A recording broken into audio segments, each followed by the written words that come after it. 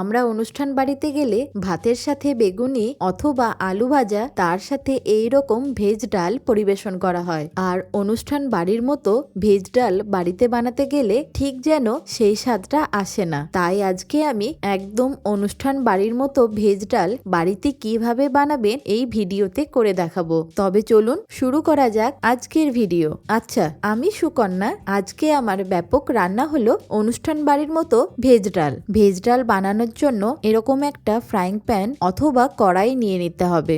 এবার আমি এখানে নিয়েছি 200 গ্রাম সোনা মুগ ডাল। আপনারা চাইলে বড় দানা অথবা মোটা দানা মুগ ডাল দিয়েও ভেজ ডাল বানিয়ে নিতে পারেন। এবার ডালটাকে আমি একটু হালকা করে ড্রাই রোস্ট করে নেব। গ্যাসের ফ্লেমটাকে মিডিয়ামে রেখে ডালটাকে ভালো করে ড্রাই রোস্ট করে নিতে হবে। তবে 3 থেকে 4 মিনিটের মতো ড্রাই রোস্ট করে নিলেই হবে। এবার একটা বাটির মধ্যে ডালটাকে ঢেলে নিচ্ছি। ঠান্ডা হয়ে যাবার পর ডালটাকে একটু ভালো করে ধুয়ে নিতে হবে। একবার কি দুবার ডালটাকে ধুয়ে নিচ্ছি। আচ্ছা, এখানে একটা ছোট্ট টিপস আপনাদেরকে বলে রাখি। ভাজা মুগ ডাল যদি অনেকবার ধোয়া হয় তাহলে ডালের যে সুন্দর গন্ধটা আছে সেটা বেরিয়ে যায়। তাই ডালটাকে ভেজে নেওয়ার পর 1 থেকে 2 বার ধুয়ে নিলেই হবে। ডালটাকে ভালো করে ধুয়ে নেওয়ার পর এবার সেদ্ধ করে নেব। তার জন্য সেম ফ্রাইং প্যান অথবা কড়াইয়ের মধ্যেই ডালটাকে ঢেলে দিচ্ছি।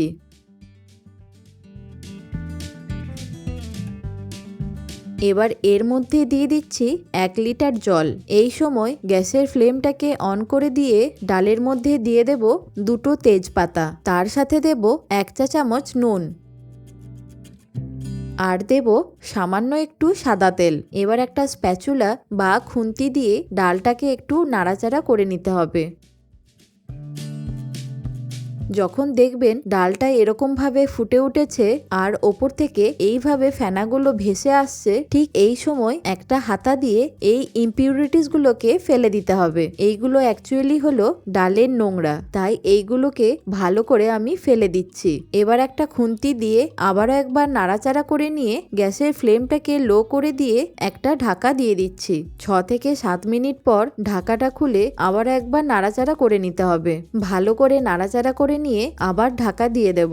যতক্ষণ না ডালটা সুন্দরভাবে সেদ্ধ হচ্ছে ততক্ষণ অবধি এইভাবে ঢাকা দিয়ে ডালটাকে সেদ্ধ করে নিতে হবে। এবার একটা স্প্যাচুলা দিয়ে ডালটাকে তুলে দেখাচ্ছি। দেখুন ডালটা সুন্দরভাবে সেদ্ধ হয়ে গেছে। মোটামুটি 9 থেকে 10 মিনিটের মতো ডালটা সেদ্ধ হতে সময় লেগেছে। এবার ভেজিটেবলগুলোকে ভেজে নেওয়ার জন্য আমি অন্য আরেকটা কড়াই নিয়ে নিয়েছি। তার মধ্যে দিয়ে দিচ্ছি 2 টেবিল চামচ সাদা তেল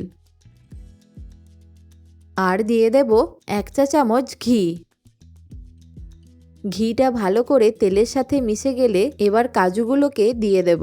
আমি এখানে 50 গ্রামের মতো কাজু ব্যবহার করেছি। যখন দেখবেন কাজুর কালারটা একটু চেঞ্জ হয়ে গেছে, ঠিক সেই সময় কিশমিশটাকে দিয়ে দিতে হবে। আমি এখানে 50 গ্রামের মতো কিশমিশ ব্যবহার করেছি। এবার কিশমিশটাকে কাজুর সাথে আরো 30 সেকেন্ড ভেজে নেব। কাজু আর কিশমিশটা ভালোভাবে ভাজা হয়ে যাবার পর একটা প্লেটের মধ্যে তুলে রাখবো।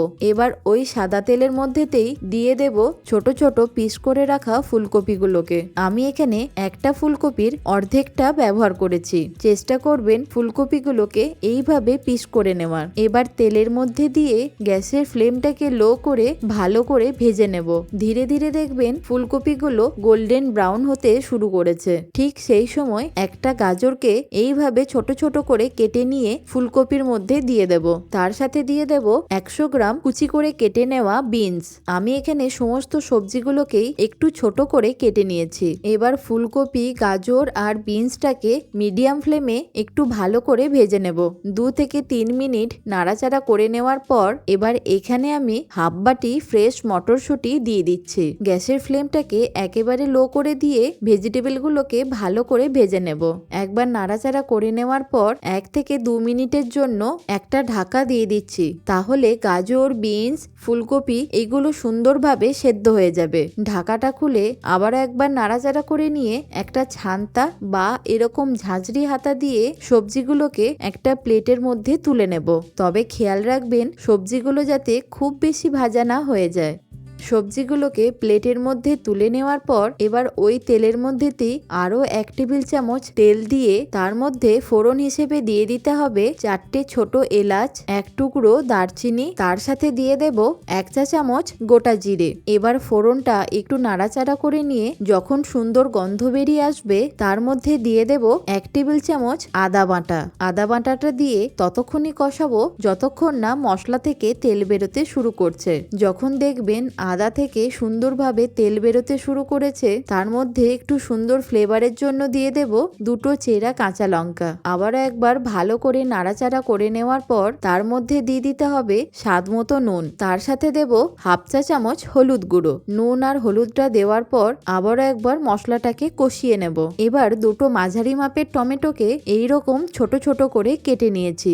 এই সময় এই টমেটোটাকেও মশলার মধ্যে দিয়ে দেব।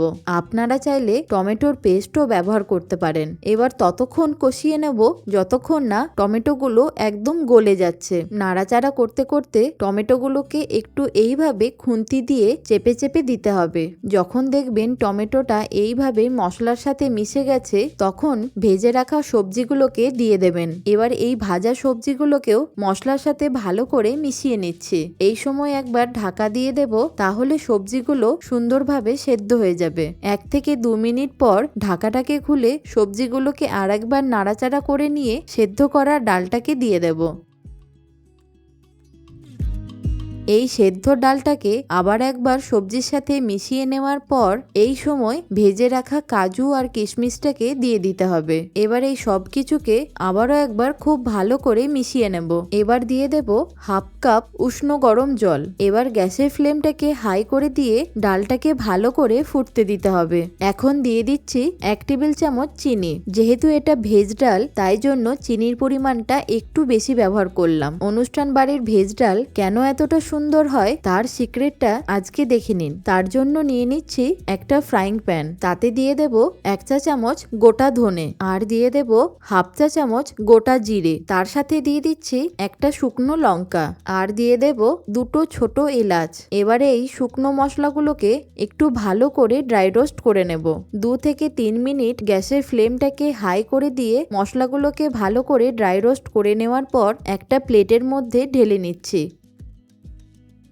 এবার এই ডালটার মধ্যে 1 চা চামচ ড্রাই রোস্ট করে নেওয়া ভাজা মশলা দিয়ে দেব। তার সাথে দিয়ে দিচ্ছি 2টো কাঁচা লঙ্কা। সবার লাস্টে দিয়ে দেব 1 চা চামচ ঘি। সবকিছুকে আবারও একবার ভালো করে নাড়াচাড়া করে নিলেই তৈরি হয়ে যাবে আমাদের অনুষ্ঠান বাড়ির মতো ভেজ ডাল। দেখলেন তো কত সহজে আর কত সুন্দরভাবে তৈরি হয়ে গেল একদম অনুষ্ঠান বাড়ির মতন ভেজ ডাল। শীতকালে এরকম ভেজ ডাল দিয়ে তার সাথে বেগুনি দিয়ে ভাত খেতে আশা করি সবারই ভালো লাগে। আশা করি আপনাদের এই রেসিপিটা বুঝতে কোথাও অসুবিধা হয়নি। যদি এরকম আরো নতুন নতুন রেসিপি দেখতে চান তবে অবশ্যই কমেন্টে জানাবেন। ভালো থাকুন, সুস্থ থাকুন, দেখতে থাকুন ব্যাপক রান্নাঘর।